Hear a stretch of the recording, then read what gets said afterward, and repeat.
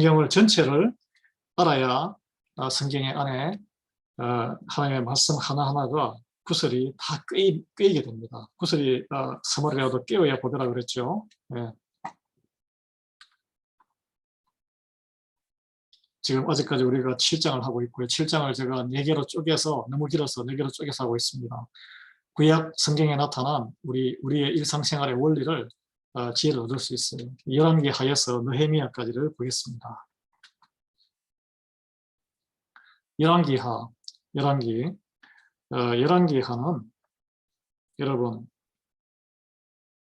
하나님의 것은 하나님께서 다 취하신다는 이 열왕기상은 이스라엘의 솔로몬의 시대를 다 열고 있는 예루살렘의 영광과 솔로몬의 그런 영광, 그리고 성전의 건축과 하나의 왕국으로 시작됐지만, 여러분 이 그림에서 보듯이 그 아들 시대에 이 무거운 중과세를 해결하지 않았기 때문에 유다 지파는 남쪽 작은 왕국으로 남고 10개 지파가 이스라엘로 이렇게 쪼개서 북이스라엘로 쪼개서 이렇게 분열 국가가 됐는데, 분열 왕국이 됐는데, 결국은 하나님께 불순종하는 그런 길을 계속 걸음으로 인해서 200년 정도 뒤에 아수르에게 망하고 남쪽은 바빌론에게 완하는 민족이 완전히 멸망하는 것을 우리가 알고 있지 않습니까?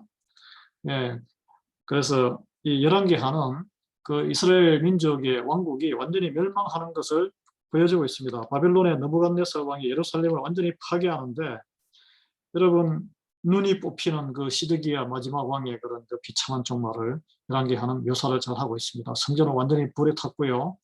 그리고 그 귀족들과 모든 왕족들과 그 다음에 기술자와 지식인들, 쓸만한 사람들은 다 포로가 되어서 끌려갑니다. 그리고 북이스라엘은 사람들이 다른 나라로 강제 이주를 당하고 그 땅에는 이방 민족들이 들어오게 됩니다. 이방 민족이 들어오게 돼요. 이 하나님께서는 이 하나님의 자녀들을 우리가 선택해서 부르지만, 구원을 하기 위해서 부르지만, 우리가 순종하지 아니할 때는, 그 세상적으로 불의하게 살 때는 심판을 하시는 분입니다. 하나님은 축복하시고 우리에게 복 주시고 좋은 것으로 채워주시지만 심판주의이기도 하세요. 그래서 우리가 보통 하나님을 생각할 때 그냥 모든 것이 좋은 것이 좋은, 나의 모든 고민을 다 들어주는 것으로 이렇게 여기는데, 그렇지 않았습니다. 항상 우리가 신앙 고백하듯이 심판의 순간이 있다는 것입니다. 베드로와 바울이 우리가 이제 인생을 마치거나 우리 살아서나 또 죽어서 하늘의 법정에서 우리의 살아서 행했던 모든 행위에 대해서, 믿음의 행위에 대해서 해명할 수 있는, 우리 해명을 할 수 있어야 된다고 그런 이야기가 나와요. 베드로후서 3장과 고린도후서 5장 10절에서 11절, 제가 지난주 주일 설교 때 드렸던 그 말씀이죠. 최후 심판을 믿기 때문에 바울은 하나님을 두려워한다는 마음을 고백한 바 있습니다. 그래서 하나님의 정의, 공의와 일치를 해야 돼요. 나의 정의는 아무 상관이 없어요. 저와 여러분이 옳다고 생각하는 것은 아무런 가치가 없습니다. 그것이 하나님의 정의와 공의, 하나님의 말씀의 일치가 되느냐, 이것이 중요한 거예요. 왜냐하면 심판하고 판단하는 근거는 하나님 말씀이기 때문이거든요. 하나님이 주인이시고 하나님의 왕이시고 하나님의 심판주이시기 때문에 그렇습니다. 사람이 하나님의 것을 빼앗거나 하나님의 맡긴 것을 무시하고 무사히 도망을 칠 수 있을까요? 이 말라기 선지자, 말라기 3장 1절에서 15절을 보면 결코 그럴 수 없다라고 합니다. 인간이 지금 하나님께서 오래 참으심으로 우리의 모든 악함과 이런 악행을 그냥 놔두시는데, 이 심판이 없다면은 뭐 믿음이 필요가 없는 거죠. 하나님이 없는 거죠. 그렇지만 심판은 반드시 있고, 이 생에 또는 죽어서도 반드시 보응한다고 학개서의 1장 1절에서 11절에 보면 그렇게 말씀이 나와요.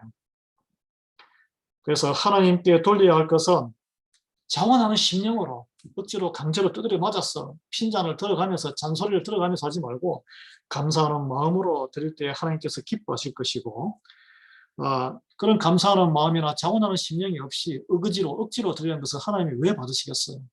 사람들도 받지 않습니다. 억지로 강제적으로 해서 뭐 밥을 해서 주면 그 밥이 독이지 맛있는 영양가가 들어있을 수가 없어요. 그래서 하나님께서는 우리에게 항상 권면하시기를 강요하는 게 아니라 우리의 마음에 우러난 순종, 기쁨으로 순종하기를 원하는데 이게 참 쉽지가 않습니다. 우리가 죄인됨을 깨달아야 되고 하나님의 은혜가 우리에게 임해야 되는 거예요. 예. 우리에게는 선택의 자유가 있습니다. 선택의 자유가 있어요. 요나에게도 선택의 자유가 있었죠. 요나는 그 원수진 나라의 아수르의 그 니느웨 성에 가서 해결을 하나님의 말씀을 왜 선포합니까? 우리가 그거는 마치 그 일제시대에 일본에 가서 회개하면 너희들이 원자폭탄 나중에 심판받았는데 세상적으로도 그런 심판을 받지 않을 것이다. 라는 것을 이렇게 선포하라는데 마음이 순종하지 않았죠. 그 일제시대에 그런 한국 목사님에게 일본의 도쿄에 가서 그 신사참배하고 우상이 관영한 그 본토의 도쿄 동경에 가서 회개하라고 외치라 하면 누가 하겠어요? 마찬가지예요. 요나는 선택을 한 것입니다. 요나는 자기가 선택했지만 하나님은 어떻게 요나를 처리하셨어요? 그가 올바르게 반응할 수 있을 때까지 그를 사흘 밤낮을 물고기의 뱃속에 가두셨어요. 그래서 그 안에서 기도를 드리잖아요. 요나가 완전히 흑암이 물이 나의 영혼까지 다 뒤집어서 이제 죽을 때 됐어. 나는 하나님을 불렀다. 그게 신앙 고백이에요. 그런 아주 그 극심한 고통 속에 죽음의 문턱에서 왔다 갔다 할 때 하나님을 부르는 것이 진정한 신앙입니다, 여러분. 여러분 환우들이 많고 아프신 분들이 많은데 하나님을 부르시기 바랍니다. 하나님께서 능력 주시고 하나님이 여러분 인도해 주시고 구원해 주실 것입니다. 예. 여러분 열왕기하에 보면은 이제 이스라엘과 유다의 두 왕국 백성이 포로가 되는데 여로보암이 북이스라엘을 만들죠. 반역해서 왕국을 분열시켜서 이제 북쪽에 10개 지파가 이제 18명의 왕이 등장해서 계속 이제 200년간 다스리게 됩니다. 근데 그들이 결정적으로 실수한 게 이 성전이 예루살렘의 유다의 예루살렘이 그 유다 땅이었거든요. 있는데 아니 뭐 절기만 되면은 사람들이 요즘같이 한국의 휴전선을 넘어서 서울에 와서 예배를 드리는 거예요. 그러니까 국론이 분열될 것을 우려해서 담을 탁 쳐가지고 휴전선 같은 걸 만들어서 담과 베델에 그 북쪽에 우상 숭배를 위한 제단을 세우고 예배를 위한 제단을 세웠는데 금송아지를 만들었어요. 북이스라엘. 이 금송아지를 너무 좋아합니다. 금과 송아지는 그 생산 뭐 버릴 게 없지 않습니까? 소가 뭐 일도 열심히 잘해. 고기도 맛있어. 뭐 버릴 게 없어요. 가죽도 쓰고. 그래서 레위인들이 제사장들이 그것을 항의해서 하나님께 예배를 안 드리니까 북이스라엘을 다 떠나버립니다. 그래서 북이스라엘은 완전히 우상 숭배하는 악한 땅으로 200년을 지나게 됩니다. 근데 이제 그 북쪽에 르호보암이 잘못해서 이렇게 이 르호보암은 솔로몬의 아들이잖아요. 르호보암이 그런 정책적인 결정을 잘못해가지고 분열 국가가 됐는데 그렇다고 해서 북쪽에서 이 분열 국가를 분리 국가를 만든 여로보암의 잘못이 정당화됩니까? 아닙니다. 여로보암이 하나님을 배신했어요. 아니에요. 열왕기상 14장을 읽어보면 이 이스라엘 백성들이 마땅히 하나님에게 드려야 할 예배 그리고 예배의 처소를 차단하고 그래서 그걸 하나님은 그냥 놔두지 않으셨어요. 징계를 합니다. 당근히 징계가 들어가요. 하나님의 백성이 완전히 멸망의 길로 가지 않기 위해서는 하나님은 회초리를 때리는 거예요. 그 회초리가 황충. 이 황충 말라기 3장 1절에 보면은 뭐 기근이라든지 전염병 그 다음에 메뚜기 떼가 가서 그들이 그렇게 섬기는 송아지 상을 만들며 풍요에 돈을 벌고 이런 걸 완전히 황폐화시키는 거예요. 경제적인 대기근을 가져옵니다. 그리고 그래도 말을 안 듣고 안 들어오면 이제 어떻게 하냐 하면 아주 악한 이방 민족 사탄의 세력이죠. 세력이 그들을 치게 해요. 그게 바로 아수르와 바빌론의 정복입니다. 이 성경은 이제 그런 교훈을 우리에게 주고 있습니다. 오늘날도 마찬가지예요. 이 사람들이 풍요에 세상적인 것에 신경이 쏠려서 하나님을 떠나고 배역하고 작은 믿음의 시험에도 넘어져서 엎어질 때 회초리로 작은 회초리로 이런저런 일로 이렇게 하나님께 돌아오라고 하는데 그때도 돌아오지 아니하면 자 전염병, 그 다음에 자연재해, 그 다음에 경제적인 대기근, 그 다음에 뭡니까? 전쟁이에요. 전쟁. 대혼란. 전쟁 중에 가장 무서운 전쟁은 여러분 외부에서 들어오는 그런 국가적인 침략도 있겠지만 내전, 서로가 서로를 불신하고 총으로 쏴 죽이는 내전이 가장 무섭습니다. 그거는 혼란, 케이오스, 사탄의 가장 그 하나님의 질서 있는 평화로운 평강의 샬롬의 세계의 정반대는 아무런 기준이 없는 혼란의 세계예요. 가치관이 혼란스러운 거. 예, 지금 미국을 비롯해서 세계가 그런 곳으로 치닫고 있는데 여러분 기도하셔야 됩니다. 여러분 북이스라엘 왕국이 208년을 끌었는데 그 역사를 통해서 열매가 있습니다. 그 북이스라엘 백성들은 똘똘 하나로 뭉쳐서 하나님을 떠나는 한쪽 방향으로 나아갔어요. 그 19명의 왕들이 이 여로보암에서 시작해서 19명의 왕들이 다스렸는데 한 가지 공통점. 이 열왕기하는 기록합니다. 하나님 보시기에 모두 악했다. 그래 아버지와 아들 간의 왕위 계승이 9차례에 깨졌고 왕위가 없었던 공석 쿠데타 일어나서 2차례 20년에 달했습니다. 그 19명의 왕 중에 7명이 자기 수명을 다 누리고 자연사적으로 죽었고 1명은 하나님이 쳐서 죽었고 2명은 전투에서 전사했고 그리고 1명은 자살했고 1명은 2층에서 떨어져서 죽었고 6명은 암살당했습니다. 1명은 또 포로로 잡혀와서 죽었어요. 그 12명이 왕의 12명이 12년가량을 다스렸고 1명은 6개월 또 1명은 한 달 어떤 왕은 일주일도 통치하지를 못했어요. 이게 굉장히 혼란스러운 가운데에 그리고 19명 중에 10명이 큰 전쟁에 시달렸어요. 여러분 하나님에게 당연히 드려야 될 이 시간 그리고 보화, 재물 그리고 자기의 달란트, 재능을 하나님으로에게 드리지 아니하고 자기의 유익을 위해서 드렸던 그 결과가 오늘 열왕기하에 보면 북이스라엘을 통해서 우리에게 교훈하고 있습니다. 그래서 그 마지막은 아수르라는 가장 성경에 나오는 해골로 탑을 쌓는다는 이 백인들이 여기에서 미국에 와가지고 원주민들의 잡으면 이게 머리 껍질을 벗겨가지고 막 숫자를 세고 그 임진왜란 때 일본 군들이 와서 한국 의병들하고 사람들을 한국 우리 조선 사람들이죠. 우리 조상들, 조선 사람들을 죽인 것을 확인하기 위해서 기하고 코를 베가지고 산을 이뤘다 그러지 않습니까? 아수르는 더 지독했어요. 해골이 산을 이루고 아주 가장 잔악한 민족이었습니다. 그 민족에게 멸망했어요. 열왕기하에 17장에 그 과정이 나옵니다. 그래서 약탈민족이고 그들은 손과 코만 자른 게 아니고 손과 발을 다 잘라내고 해골을 쌓아서 큰 언덕을 만들었다고 했습니다. 그래서 이 살 가죽을 다 벗겼어요. 전쟁에서 이렇게 이 풀을 잡으면 얼마나 공포스럽고 고통스럽습니까? 이 하나님을 따르지 아니하는 불순종의 대가를 처절하게 북이스라엘 백성들은 치르게 된 것입니다. 그것이 열왕기하에 나오는 다 내용들이에요. 예. 하나님의 것을 하나님에게 드리지 아니할 때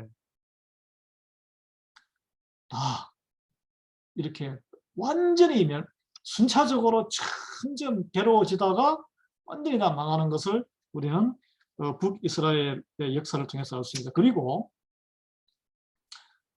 또 이 남유다도 마찬가지예요. 남유다는 뭐 20명의 왕들이 통치해서 다윗의 다 후손들인데 비교적 안정된 세월을 보냈지만 그들은 성전에서 예배를 드리고 제사장들이 정해진 그 모세의 규례대로 예배를 드렸는데 레위인들도 같이 예배를 드렸는데 이 가운데 8명만이 하나님이 보시기에 선하더라.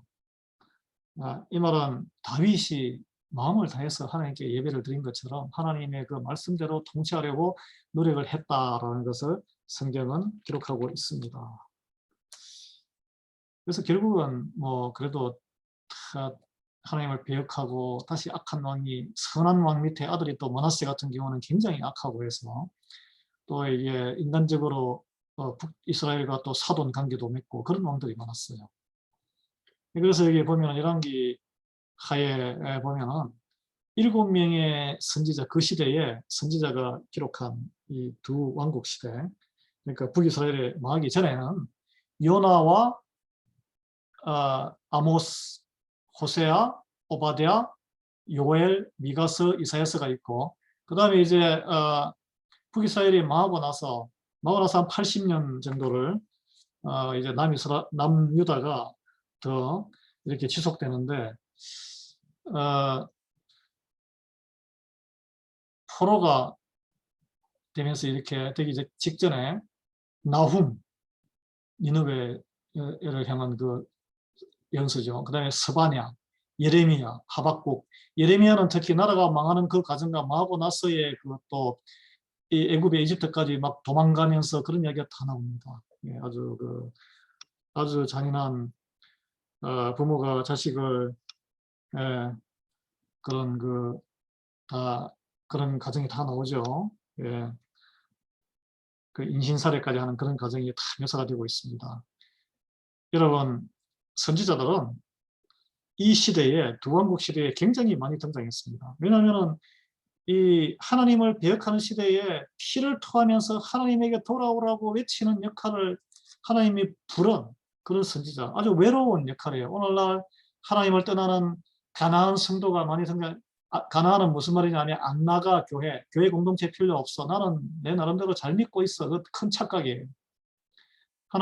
하나님께서는 저와 여러분을 부르실 때에 꼴보기 싫어도 듣기 싫어도 공동체를 통해서 예수 그리스도의 몸을 만들어서 그 몸을 통해서 서로 삐그덕 거리면서 서로 성화되고 서로 믿음이 성장하고 돌이 삐죽삐죽 나온 돌이 동그란 죄악돌처럼 동글동글하게 서로가 잘 지낼 수 있는 그런 믿음이 성장한 사람으로 연단을 받으라고 교회로 부른 거예요.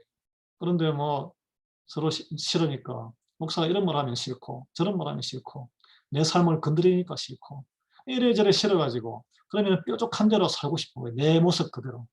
그건 아닙니다. 여러분. 그건 아니에요. 근데 이제 북이스라엘이나 남유다가 이렇게 쪼개진 것부터 마이 웨이, 내 식대로 살겠다는 거 아닙니까? 근데 그 시대에 30명에 달하는 선지자들이 등장해가지고 회개하면 하나님께 돌아오면은 지금도 늦지 않았으니 용서하신다는 메시지를 계속 외쳤습니다. 그것만 외친 게 아니에요.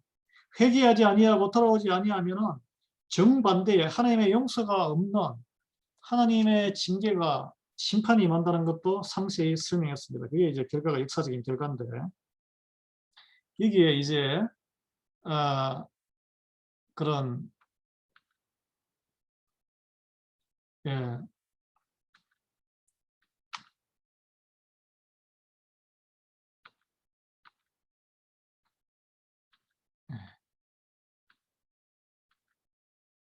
거꾸로 가는데 내가 잘못 눌렀네요. 예, 어쩐지 거꾸로 넓게 막 떴어요.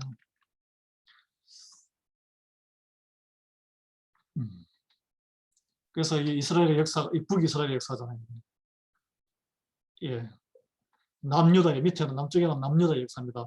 북이스라엘은 그냥 꾸준히 줄기차게 일관되게 하나님을 등지고 불순종의 역사를 우상숭배라는 역사를 겪어서 결국은 빨리 한 80년에서 100년 빨리 멸망합니다.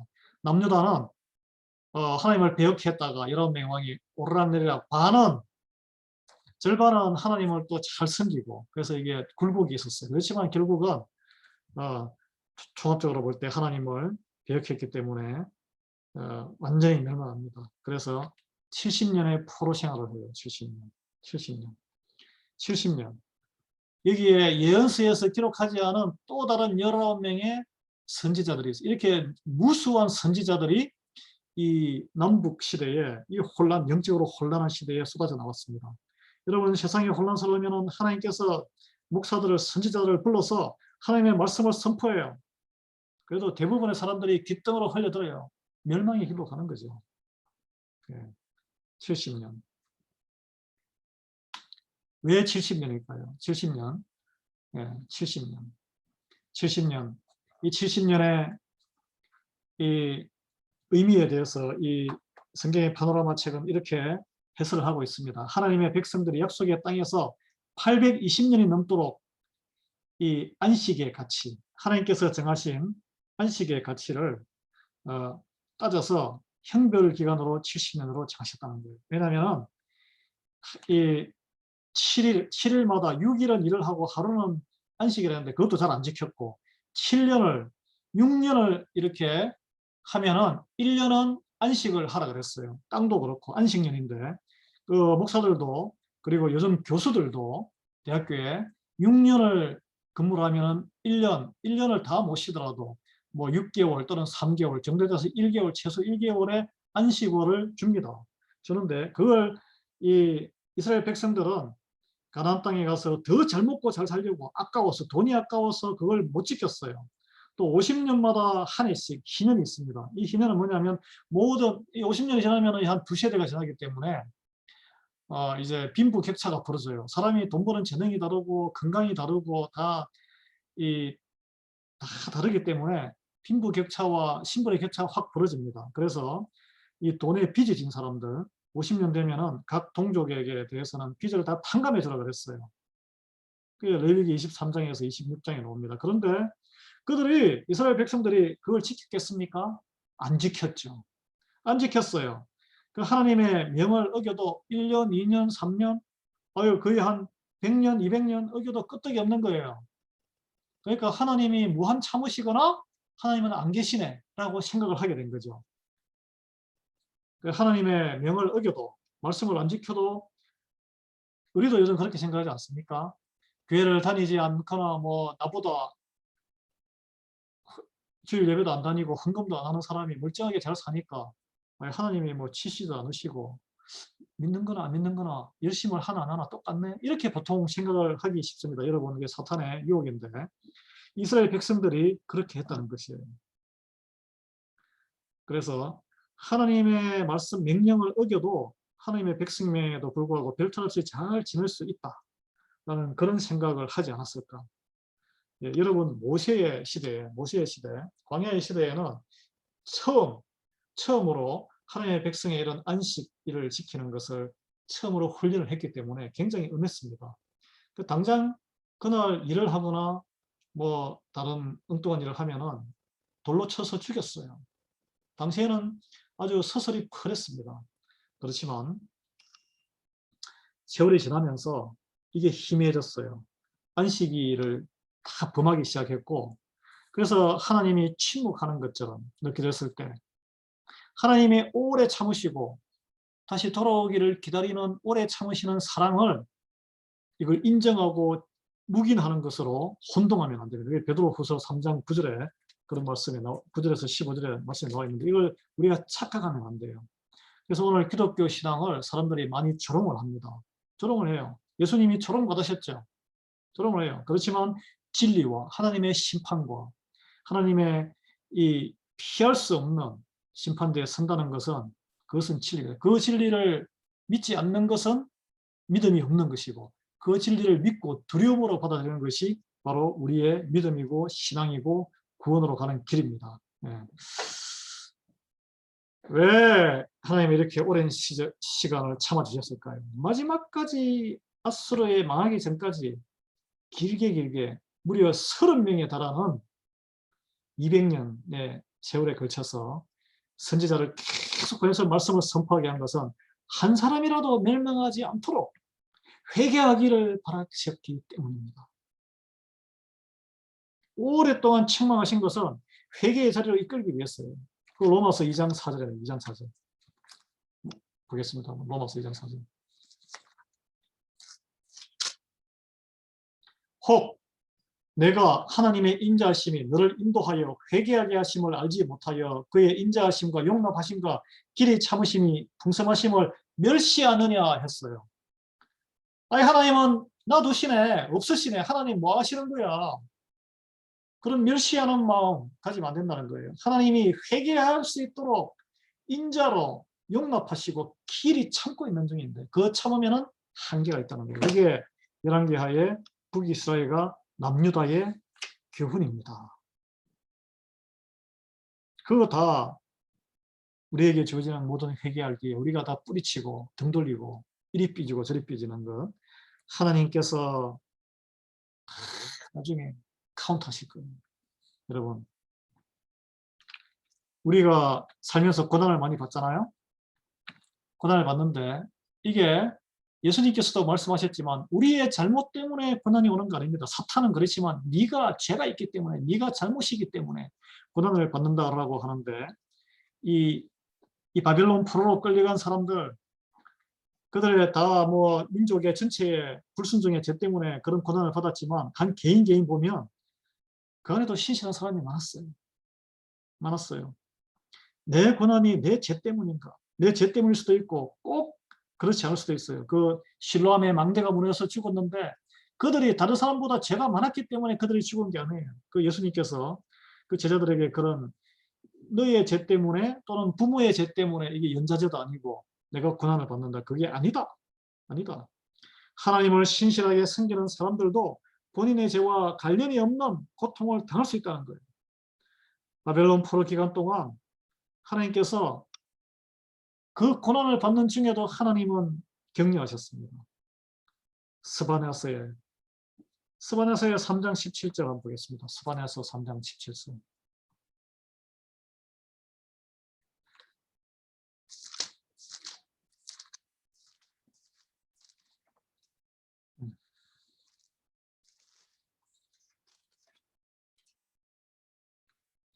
너의 하나님 여호와가 너의 가운데에 계시니 너는 구원을 베푸실 전능자이시라. 그는 구원을 베푸실 전능자이시라. 그가 너로 말미암아 기쁨을 이기지 못하시며 너를 잠잠히 사랑하시며 너로 말미암아 즐거이 부르며 기뻐하시리라 하리라. 하나님의 자녀를 기뻐하십니다. 그렇지만 하나님이 자녀가 엉뚱한 길로 갈 때는 징계하시고 고통을 주시고 해초리를 드시고 돌아오게끔, 우리는 교만하기 때문에 기본적으로 우리에게 고통이 정말 극한의 고통과 아픔이 없으면 하나님을 찾잖아요. 뭐 고통과 아픔 중에도 하나님을 막 저주하면서 떠나는 사람들은 어쩔 수 없는 거죠. 그렇지만 고통 가운데 하나님을 더 깊이 만날 수 있습니다. 그래서 고통에 유익함이 있어요. 고통의 도리가 축복이에요. 고난이 그래서 축복이라고 바울은 이야기하고 있습니다. 예. 여러분, 아까 말씀드렸듯이 예레미야는 유다 땅에 남아서 예루살렘이 완전히 그 바벨론에 파괴되는 것을 목격했어요. 그리고 애굽으로 또 이렇게 함께 도망가서 또 거기서 핍박을 받고, 예. 70년 바벨론 포로 기간에 선지자가 3명이 나왔습니다. 3명이. 아까 여기 그림에 나오죠. 예레미야, 에스겔, 다니엘, 이 3명의 선지자가 있는 거. 이 바벨론의 포로 시절에 있었던 선지자입니다. 여러분, 에스겔 선지자는 아주 그 환상을 많이 봤는데, 여러분 뭐 그걸 UFO다, 뭐 그 형상이 무슨 뭐 우주선 같다, 뭐 이런 이야기도 있는데 그건 쓸데없는 이야기고, 여러분 에스겔이 선포했던 그 메시지는 민족들에게, 같은 민족들에게 그렇게 뭐 썩 이렇게 환영받는 건 아니었어요. 그래서 그런 아주 엽기적인 행동을 합니다. 430일, 1년 이상 한쪽으로만 누워서 지냈고, 머리털과 수염을 모두 깎았고, 아내가 죽었을 때 장례를 치르거나 슬퍼하지 않았어요. 하나님 말씀에 이렇게 신실했어요. 신실했어요. 이게 세상적으로 보면은 이 사이코패스 같은 그런 행동이지만 하나님의 말씀이 임할 때는 다른 거예요. 그래서 고난을 받는 것을 하나의 사명으로 여겼다는 것입니다. 예수님께서는 하나님의 말씀을 온전히 이루고 이 구원 사역을 이루기 위해서 그 모진 고난을 마다하지 않았습니다. 물론 인간적으로 이 잔이 나에게는 너무 그냥 피해갈 수 있으면 그렇게 해주시면 감사하겠지만, 그렇지만 내 원이 아니라 하나님의 원대로, 하나님의 뜻대로 하시옵소서라고 기도하지 않았습니까? 우리가 어떤 여러분에게 인생의 고난, 뭐 불순종하다가 내가 실수로 잘못해가지고 고난 받는 거는 그게 하나님 탓이 아니에요. 그런데 뭔가 정말 금면을 하다가 믿음으로 배우자와 자녀 또는 이웃, 사랑하는 친구를 믿음으로 일깨워서 죄의 길로 세상 하나님을 믿지 않은 길을 스탑하게끔 전도를 하려다가 핍박과 오해와 다툼을 한다면 그게 바로 하나님이 기뻐하시는 고난인 줄 믿으시기 바랍니다. 그런 고난을 받을 때에 하나님께서는 다 카운트, 점수로 다 카운트 하실 줄 믿으세요. 예. 그래서 우리는 하나님을 신실하게 섬길 때 받을 수 있는 그런 고난이여 오라, 고난이여. 성령님과 함께 내가 능히 감당할 수 있겠노라고 바울처럼 선포해야 돼요. 에스라서 아까 제가 조금 전에 화면에 에스라서는 이제 3차 70년의 안식을 허락하신 뒤에 포로로 잡혀갔을 때 3번에 거쳐서 이제 예루살렘으로 돌아오죠.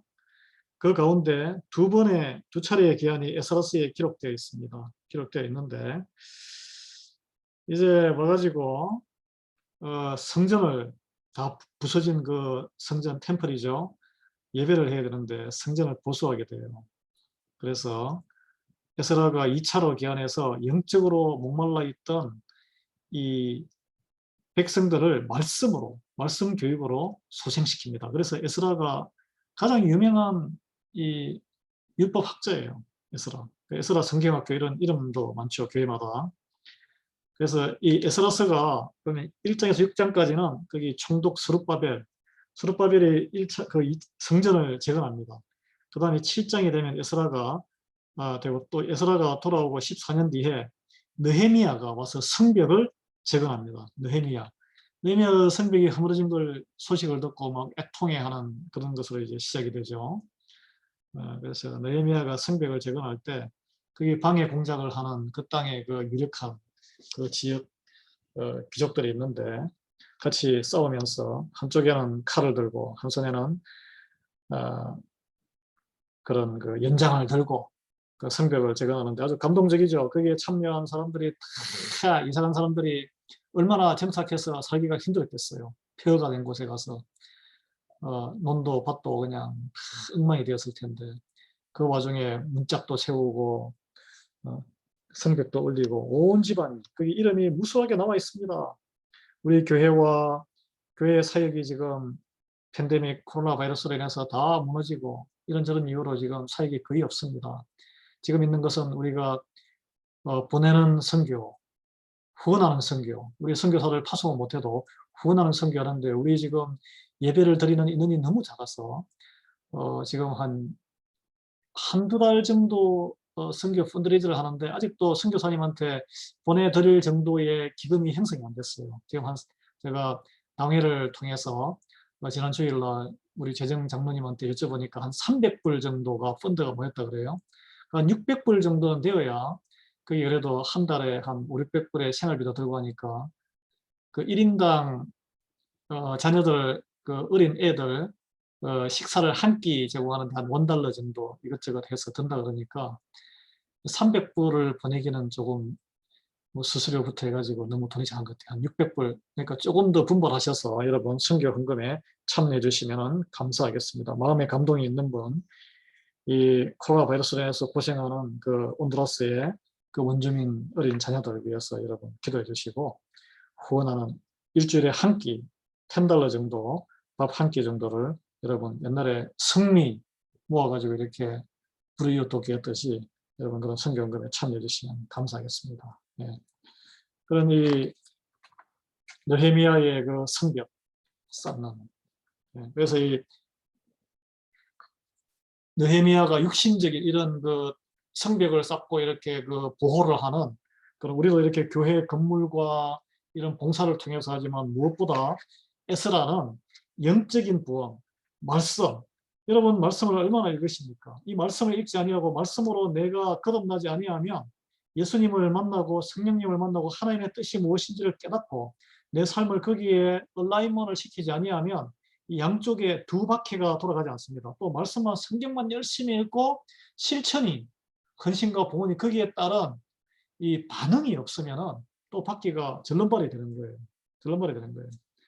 이 그리스도의 섬김이라는 것은 예배당 건물 우리가 지금 교회에 사역자 사례비랑 그리고 건물 유지와 그 다음에 기본 유틸리티 비용에 지금 허덕거리고 있습니다. 예, 좀 더 분발하셔서 우리가 말씀을 더 읽고 사역을 뭐 지역에 아니면 선교지에 이렇게 하는 그런 사역, 그 다음에 우리 연로하신 분들 이렇게 또 보살피는 사역, 그런 그 사역을 하려면 마음의 영적으로 뭔가가 차올라야 돼요. 내가 영적인 그런 그 은혜의 에너지가 감사한 마음이 차올라야 여러분, 그리고 너무 이것 때문에 조심하고 저것 때문에 조심하고 그러지는 마십시오. 오해를 받아도 하나님 앞에서 당당하면 됩니다. 사람들의 오해, 뭐, 아니, 저 사람이 뭔데 뭐가 잘났다고 저렇게 설치한 거야. 이런 그 오해는 걱정하지 마세요. 사람들의 평가, 물론 불편하죠. 교우들의 그런, 어떤 잘못된 오해와 시각이 있을 수 있는데 그런 걸 연연해 하면 아무런 하나님의 일을 할 수가 없습니다. 하나님께서 주시는 감동이 있으면 그냥 하십시오. 행동을 하시고, 여러분의 재능을 쏟으시고, 여러분의 헌금을 하시고, 뭐 헌금이라는 단어를 제가 앞으로 안 쓰려고 그래요. 여러분 봉헌하시고, 그 다음에 사랑의 전화도 하시고 나누세요. 예. 그러지 아니하면 그냥 우리의 주어진 시간과 세월은 기회는 다 흘러갑니다. 그리고 성령님이 말씀의 감동으로 이렇게 성령님이 주신 게 이렇게 행위로 나오지 않으면 그것이 불이 꺼져버려요. 연결이 안 돼요. 뭔가 이 사람을 만나거나 연결을 하면 또 그게 연결이 되고, 이게 좋은 일은 또 좋은 일로 가슴이 따뜻해지고, 좋은 일을 주면은 또 좋은 일로 받고 기분이 좋아집니다. 예. 그래서 이런 상승 효과가 있어야 됩니다. 상승 효과가. 그러지 아니하고 나의 하나님은 뭐 무슨 말씀을 하시는지, 성경에는 무슨 말씀하시는지 관심도 없고 알지도 못하고 그냥 듣지도 아니하고 내 생각대로 내 세상대로 하면은 이 우리의 개인의 생각과 이 사고 본능은 내 위주에, 내 유익함 위주에, 세상 다 귀찮아, 사람들하고 관계도 귀찮아, 그냥 조용히 내 일하고 살래, 이런 식으로밖에 인생이 안 갑니다. 그거는 이 이스라엘 백성들이 서로 꼴보기 싫으니까 남과 북으로 쪼개지고 또 그 안에서도 자기들끼리 싸우고 그렇게, 그리고 하나님의 말씀을 안식일도 안 지키고 안식월도 안 지키고 그리고 희년도 안 지키고 안식년도 안 지키고 이런 식으로 하다가 결국 망하게 돼버리는 그런 결과를 초래할 거예요. 우리는 그런 인생이 되면 안 돼요. 저 여러분께서는 하나님의 귀한 예수 그리스도의 보혈의 피로 사신 생명, 이 리하이 밸리 한인교회의 이 그리스도의 몸으로 새롭게 태어난 새로운 새 생명이기 때문에 이 어린 새 생명이 잘 자라야 합니다. 여러분, 말씀 안에서 잘 자라시기 바랍니다. 그래서 이 어려운 가운데 여기에 사진에 보면은 우는 아이가 있고 열심히 벽에 페인트 칠하는 사람이 있고, 이 가정과 같아요. 문 밖에서 손님이 있고 또 이 어머니 또 열심히 또 가정일을 하죠. 그 다음에 또 여기에 또 뭐 할아버지인지는 모르지만 남편인지는 이 구체적인 생활 원리, 성경에 나오는 말씀에 또 이렇게 열심이지 않습니까? 각자에게 주어진 각 그 믿음의 정도대로, 어린아이의 믿음이면 어린아이의 믿음대로, 그리고 부모는 장성한 믿음은 어린아이를 품어주고 무엇이든지 열심히 참여하는 것이 중요해요. 참여하는 것이 중요해요. 예. 그래서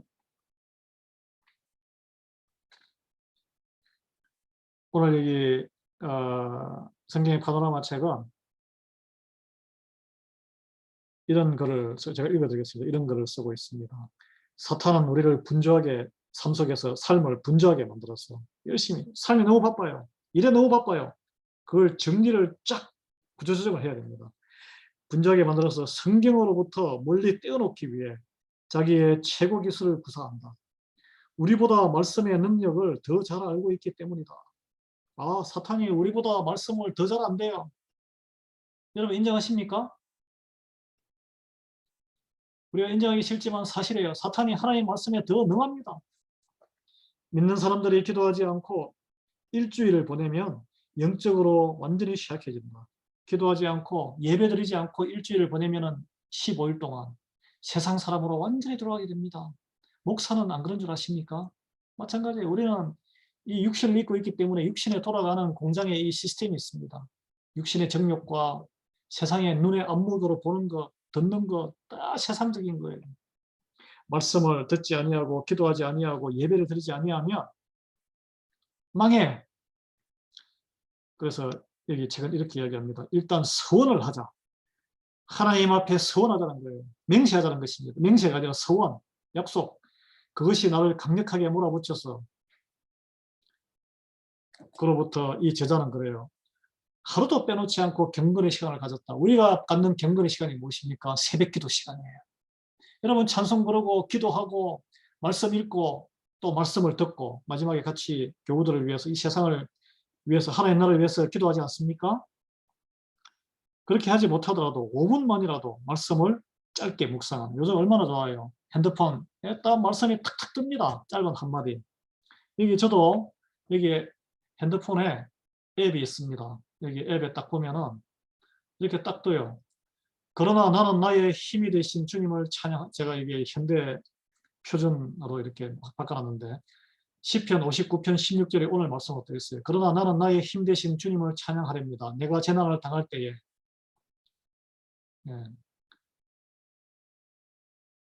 주님은 나의 요새, 나의 피난처가 되어 주시기에 아침마다 주님의 한결같은 사랑을 노래합니다. 뭐 이런 식인데 이렇게 나는 주의 힘을 노래하며 아침에 주의 인자심을 높이 부르오리니 주는 나의 산성이시며 나의 환난의 날에 피난처 시민이다. 이렇게 전화기에 이렇게 딱 보이시죠? 딱 말씀이 떠요. 매일 이렇게 딱 돼가지고 이렇게 말씀이 이렇게 딱 뜹니다. 이렇게 짧게 보고 묵상하고 나는 나에게 힘이 있는 게 아니고 주님께서 나에게 힘을 주시는 능력을 주시는 거야. 그래서 나는 노래한다. 이 아침에 주님이 인자하시고 나의 모든 잘못과 내가 자충우돌하는 것을 인자하심으로 오래 인내하심으로 참아주시고 돌아오시고 그런 사랑을 나는 높이 찬양하고 부릅니다.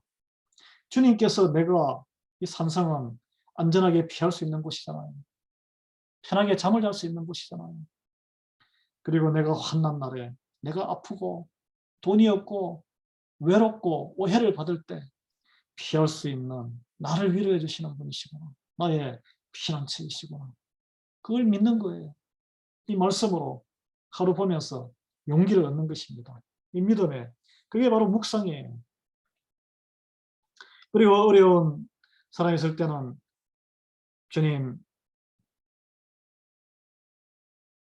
주님이 이러신 분이십니다. 주님을 피난처로 삼아 주시기 바랍니다. 그러면은 평강이 올 것입니다. 이렇게 권면을 드릴 수 있는 거예요.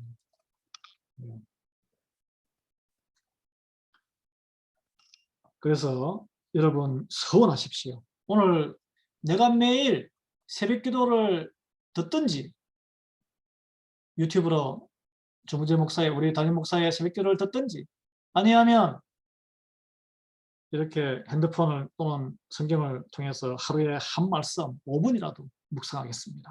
하나님 능력을 주시고 인도해 주시고 저를 지켜 주시옵소서. 이스라엘 백성들 그 수많은 백성들 중에 구별되어 하나님께 백성으로 하나님의 자녀로 인도받았던 백성들처럼 멸망하지 않게 저를 불쌍히 여겨 주시옵소서. 그런 여러분 되시기를 예수의 이름으로 축원합니다.